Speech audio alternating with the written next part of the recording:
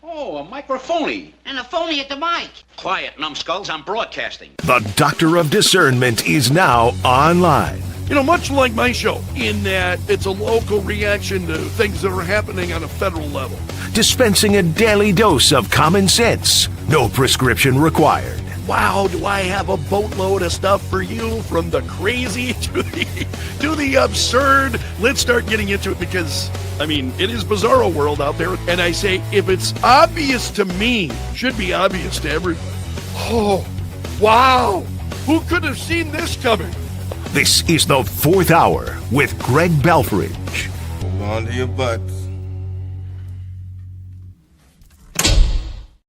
Broadcasting from my basement bunker beneath Kettle Radio. Welcome to the Fourth Hour. I'm laughing because it's been like rumbling.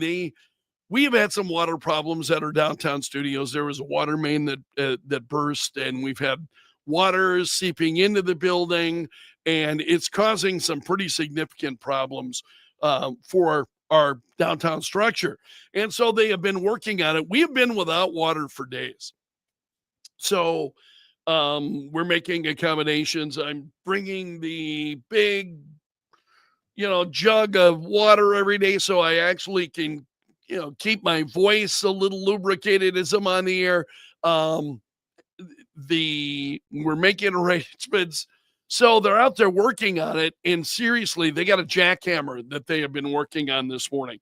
So the whole building has been like, and I mean, if you listen closely enough to the last hour of the radio show this morning, if you listen to the podcast, I think you might actually hear the rumble of the jackhammer is there.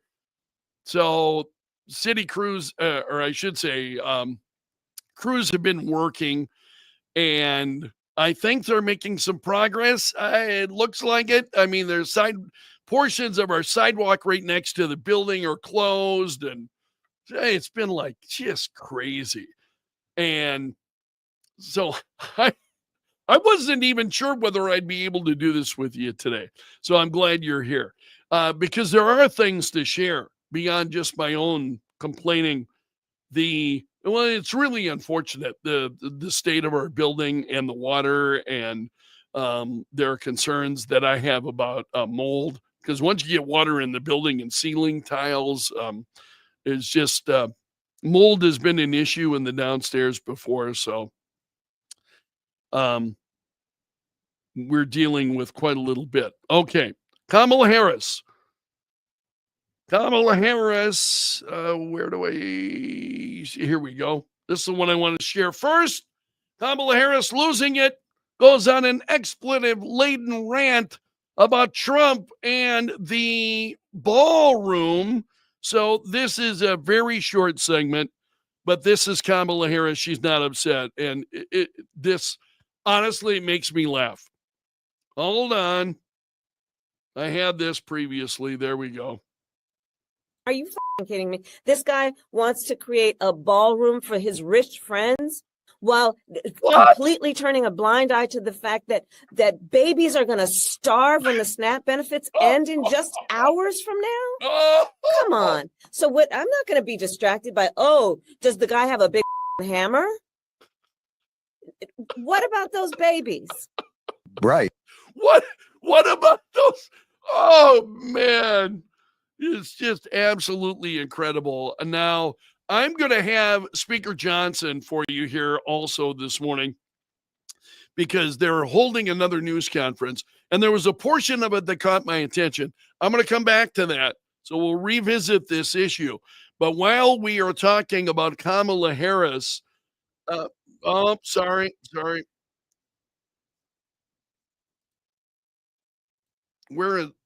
Sorry about that. I think where is that coming from? Sorry, I was hearing some audio. Sorry that if you heard that as well. I wanted to share this story about Kamala Harris. Here we go. She's renewing her push to lower the voting age. I'm sorry, I got a number of tabs that are open here, and sometimes it gets confusing as to which one I want. And so I try to get in the habit of closing each one. gets a little bit, it's not as easy as having the papers in front of me when I'm on the air. I have stories right in front of me. I put them in the order that I want them, and it gets a little more challenging here during the fourth hour. So anyway, Kamala Harris also wants to reduce the voting age. This podcast that she was on, she says the voting age needs to be lowered to 16 because young people fear they'll be wiped out by extreme weather.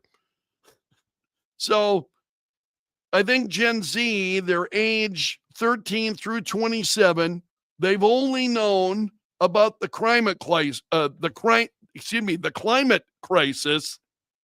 You can tell it's Friday. I can.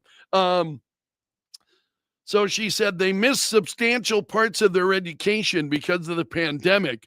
If they're in high school, which is unfortunate, but I don't know if being in the public school would have served them well anyway, given what's been happening in our public schools.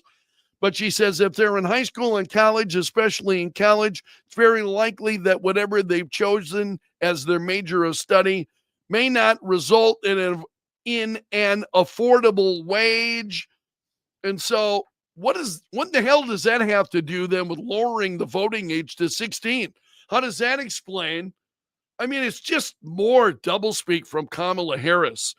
Talking about the pandemic and, okay, what's that got to do with why you should allow people as young as 16 to vote? I think there's an argument to be made that maybe we should raise the voting age to, I don't know, 30. I mean, seriously, given what the age of maturity today is not what it used to be. It really, really is not what it used to be. I'm not suggesting seriously we should raise the voting age, but you hear the jackhammers? Can you hear it? I can feel it sitting here in my, so it's just craziness. Lower the voting age. Why would we want to do that? Just more bad ideas from Kamala Harris. I really have been hopeful that maybe she's going to seek a position in California. I really would like to get her off the national stage. Can we exit her stage right? Running even? Wow, crazy. Now, speaking of that, what's going on with Marjorie Taylor Greene? Marjorie Taylor Greene is going to be on The View. Whoopi Goldberg shocks the View audience by revealing that Marjorie Taylor Greene will appear likely Tuesday. And there's Whoopi Goldberg. Oh, we're getting Marjorie Taylor Greene. Oh my God. I mean, so she announced this. I'm happy to say she's going to be here on Tuesday. Someone in the studio could be heard gasping and saying, "Oh," while the audience applauded. So what has happened to Marjorie Taylor Greene? That is a great question. And that's the question that Matt Vespa is asking over at Town Hall. Is she turning into a liberal? That could be happening as she has opted to hurl a hand grenade inside the GOP tent during the Schumer shutdown. And she's starting to infuriate her colleagues on Capitol Hill, starting with Senator Ted Cruz. He said Wednesday, people should stop listening to Representative Marjorie Taylor Greene. He said she was, and this came up on CNBC Squawk Box. And he said, people should not spend much time worrying about what Marjorie is saying. What I found is that whenever an elected official decides that they're going to turn on Israel and hate Israel, you will very quickly see every other policy out of their mouth become very, very liberal. And so Marjorie is for massive government spending and taxes and open borders and amnesty. Okay, fine. That's not where the American people are. Cruz is right on, spot on. Where the American people are is real simple. We're on day 29 of the stupidest shutdown. Yeah, Yeah, no kidding. So then a Politico had a story as well about Marjorie Taylor Greene on the warpath against her own party's handling of the government shutdown. And so now Republicans are increasingly calling her out. And Vespa says, so Green is for illegal alien health care and NPR funding because that's why Democrats shut down the government. And now she's going to be on The View. And Vespa says, shaking my damn head, man. I think that's what a lot of us do each and every day. You just kind of shake your head. What is going on? This just really doesn't make a lot of sense. We talked about John Thune on the program yesterday because of the really, I think, powerful speech that Thune gave on Wednesday. So we talked about it yesterday. And I see it, Stephen Cruiser's picking it up now at PJ Media. And he is saying that, I'm going to scroll down here a little bit, referencing about Thune has a reputation being rather restrained, soft-spoken. I think that's his South Dakota background, upbringing. He unleashed a blistering floor speech, lashing out at the Democrats and their shutdown shenanigans. So we talked about that notably yesterday. The normally cool-tempered Thune was visibly, audibly furious as he stared down Senate Democrats. I loved it. That's why I played the entire video for you, or a good portion of the video for you yesterday. So Stephen Cruiser writes here, the Post has a video of the whole thing, and Thune really was on fire like I've never seen him. Matt goes on to quote someone who worked for Thune for 3 years and never heard him raise his voice. And he says, honestly, Thune has surprised me. He was Mitch McConnell's right-hand man, which is why he got the job. McConnell has gotten squirrely again, and I wondered that we would get more of that once his closest confidant took over for him. I was never worried about that. I think those of us who know John Thune, I think we are seeing now that Thune is no longer under Mitch McConnell's leadership, we are seeing the John Thune that we sent to Washington. Okay? So now we're seeing that Thune. And I think that's refreshing for some of us who hated McConnell, honestly, or the politics of McConnell. We didn't like the Republican politics of Mitch McConnell. We hated it, in fact. And now we're seeing Thune being his own guy. Not a surprise, I think, to me, but it is to others. So, and then Cruiser says, I often wonder if the GOP could have gotten to this point with Trump without suffering through the Biden years. I have wondered the same thing. Sure, I would have preferred not to deal with any of that, but I do think it helps some of the squishier Republicans in Congress. And he says, John Thune's handling of the shutdown has been fantastic. Chuck Schumer has been back on his heels the whole time. Now even some of the Democrats' most reliable voices in the mainstream media are placing the blame for it, dragging out squarely on the Democrats. Maybe now that Thune has taken the Senate Dems to the woodshed, we'll see some dissension in the ranks over there. One can only hope. One can only hope that we begin to see a little dissension in the ranks. Okay, also, I wanted to share a little bit of video with you this morning. House Speaker Mike Johnson, as you know, has been holding the often daily news conferences talking about the shutdown. And in this case, they're speaking about the SNAP benefits that will expire. And he has Secretary Rollins there. So I want to share just a couple of minutes of this. I watched this earlier. She'll speak first here, and then Senator Johnson follows it up. And I'll pick it up from there. So here we go. Sure. I just very quickly, I have not spoken to the president either since last night, but let me say this. He is, and I've been next to him for almost 9 or 10 years now. He is so resolutely focused on delivering for the American people all day, every day, 7 days a week, 20 hours a day. This is what he is thinking about. And as the world's greatest deal maker, from his perspective, the way he thinks out of the box as a businessman is, how do we end this nonsense? And how do we again open the government? And how do we support these families that need support? Yeah, go ahead. I'd already called on him. Go ahead. Yeah. This doesn't go on very long, and Johnson's comments, I think, after this are worth sharing with you. It's a little hard to hear the media. I'll see if I can turn that volume up a little. I've got a chart I want to show you all. I got it at max. Sorry. My charts are slightly wanky because our print shop is closed because we're furloughed. So it was a little arts and crafts time over at USDA early this morning.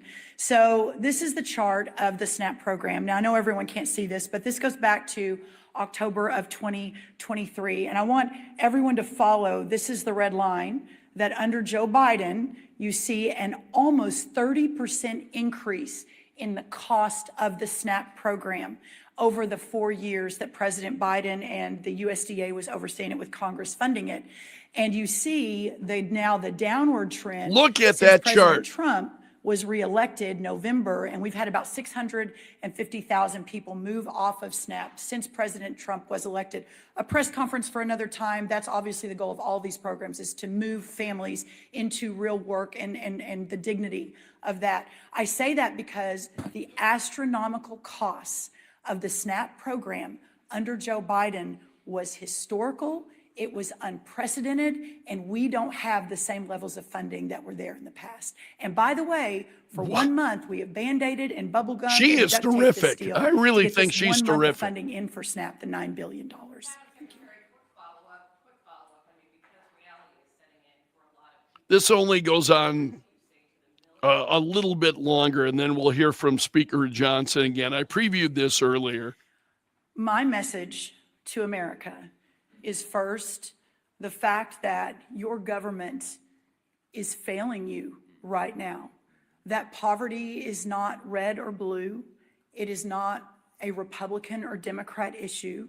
I think a lot of us feel this way. Or even if you voted, that if you are in a position where you can't feed your family and you're relying on that $187 a month for an average family in the SNAP program, that we have failed you. But I think what's so important, and this is why we keep hammering this, the Republicans have voted over and over and over again to open this government so that these funds don't stop. And for 14 different times, the Democrats have said no. 14. We are going to hold hostage the most vulnerable families in this country so that we can get our left-wing radical agenda into the government and the governing structure. And to that, President Trump, Speaker Johnson, Majority Leader Thune have said absolutely not. And we're very grateful for that. Yeah, I hope they Please continue to hold vote fast. yes. We implore the Democrats in the Senate to vote yes to get this government open and these people the benefits that they need to feed their families. And it's clarified. When she says we have failed you, she means we, the Democrats, okay? Because as we've just explained, Republicans have voted 14 times to get this done. Yep. The president has pleaded with Schumer and Hakeem to open the government, and they told them no. We're doing everything we can. The Republicans, they say, well, the Republicans are in charge of the federal government. Why can't they get this done? It's simple math. We need 60 votes in the Senate. We only have 53 Republicans. We have to have Democrats. It is the Democrats alone who are failing the American people. Did you And catch this that, administration, boys every and cabinet girls? secretary, it's not just Secretary Rollins.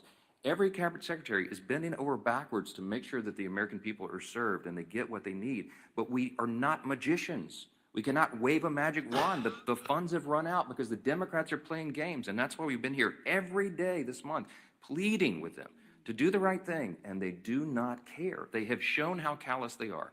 They do not care that people are suffering. And that's who's failed them. It's not the government overall. It's the Democrats who are holding up the government for working for the people. It's a very important thing. Absolutely. And I'm going to leave it there. And that's what I have been saying. It is not the government overall. It is the Democrats who Republicans are there. They have voted. They want to move forward. They've tried 13 times, 14 times now. They're trying. It's the Democrats. The problem is not with Congress. The problem is with the Democrats. And I just can't stress that enough. I think Speaker Johnson is absolutely right. The continuing resolution, it was a clean CR. And when Democrats were in control of Congress, Republicans passed, as I played the clip that I played for you yesterday from Senator Thune, 13 times that Republicans during the Biden administration, because Republicans were not in power, the Democrats were, but Republicans wanted to keep the government open. They voted for the continuing resolutions. It's the Democrats. There's just no other way to portray that. It's the Democrats who are the stumbling block.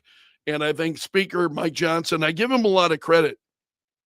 As I've watched some of those news conferences as he has done them, and he's like, it's like Senator Thune in the clips I played for you yesterday, where he is exasperated. We see the same thing from Speaker Johnson, just exasperated, because it's like, what more do you want us to do? You want us to slit our throats? And I mean, it's just absolutely incredible as you watch those things unfold. So I don't know what more they could do. They've done a lot. So we talked this morning. Now the president is saying, okay, let's end the filibuster. Let's let Republicans be adults in the room. Let's end the filibuster. Let's stop this. Let's move forward and think of all of the things that the government could be doing. If the Democrats don't want to play ball, fine. We're going to move forward with all of these other things. It's just frustrating because you watch this go on for a month now. So now it's been a month that we have seen this unfold, and there just doesn't appear to be any end in sight. So unfortunately, that's where I hope we see more progress next week. I hope some brighter things happen next week, but we have got to see a few Democrats start to find themselves and have the courage to stand up and say, let's keep the federal government open. All right, my friend, congratulations. You have made it to the end of today's video. So you're part of my gallery of champions. Special salute to the Bunker Brigade. Those are the folks that are here each and every day. I appreciate every one of you. If you have not subscribed yet to the Greg Belfrage Show on Facebook, on YouTube. If you've not subscribed on YouTube, I really hope you would do so. And if you hit the like button, always touches my heart. I've got a small number of you. I know there are a lot more of you that watch than actually hit the like button. If you take the time to do that, it means a lot to me. So thank you so much. I'll see you again on Monday. So until then, I'm underground and gone.